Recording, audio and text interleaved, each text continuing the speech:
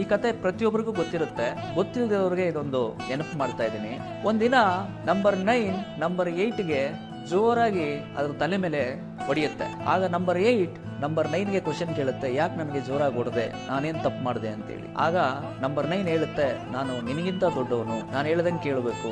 Same thing number 8 ಕೂಡ follow ಮಾಡುತ್ತೆ. 7ಗೆ ತಲೆ ಮೇಲೆ ಹೊಡೆಯುತ್ತೆ, 7 ಕೂಡ ಕೇಳುತ್ತೆ. ಆಗ 8 ಇದ್ಕೊಂಡು, ನಾನು ನಿನಗಿಂತ ದೊಡ್ಡವನು, ಹಾಗಾಗಿ ನಾನು ಏನ್ ಮಾಡಿದ್ರೆ ನೀನ್ ಮಾಡಿಸ್ಕೋಬೇಕು ಅಂತ ಹೇಳಿ ಹೇಳುತ್ತೆ. ಆತರ 7 6ಗೆ ಮಾಡುತ್ತೆ, 6 5ಗೆ ಮಾಡುತ್ತೆ, 5 4ಗೆ ಮಾಡುತ್ತೆ, 4 3ಗೆ ಮಾಡುತ್ತೆ, 3 2ಗೆ ಮಾಡುತ್ತೆ. ಕೊನೆಯದಾಗಿ ಆ 2 ಇಟ್ಕೊಂಡು 1ಗೆ ಮಾಡುತ್ತೆ. 1 ಡಿಸೈಡ್ ಮಾಡುತ್ತೆ, ನಾನು ಎಲ್ರಿಗಿಂತ ನಂಬರ್ 1 ಆಗ್ಬೇಕಂತ ಹೇಳಿ 0ನ ಪಕ್ಕದಲ್ಲಿ ಕರ್ಸ್ಕೊಳ್ಳುತ್ತೆ. ನಂಬರ್ 10 ಆಗುತ್ತೆ, ಎಲ್ರಿಗಿಂತ ನಂಬರ್ 1 ಆಗುತ್ತೆ. ಸ್ನೇಹಿತರೆ, ಇದ್ರ ಅರ್ಥ ಏನಪ್ಪಾ ಅಂದ್ರೆ, ಅಹಂಕಾರದಿಂದ ಏನನ್ನೂ ಪಡೆಯೋಕ್ಕಾಗೋದಿಲ್ಲ, ಪ್ರೀತಿಯಿಂದ ಮಾತ್ರ ಈ ಜಗತ್ತನ್ನ ಗೆಲ್ಲಕ್ಕೆ ಸಾಧ್ಯ. ಸ್ನೇಹಿತರೆ, ಯಾಕೆ ಅಂದ್ರೆ ಅಹಂಕಾರದಿಂದ ಮೆರೆದವರು, ದುರಹಂಕಾರದಿಂದ ಮೆರೆದವರು, ನಾನೇ ನಂದೇ ಎಲ್ಲಾ ನಂದೇ ಅಂತ ಮೆರೆದವರು ನೀವು ಸಮಾಧಿ ಹತ್ರ ಹೋಗಿ ನೋಡಿ, ಮಣ್ಣಲ್ಲಿ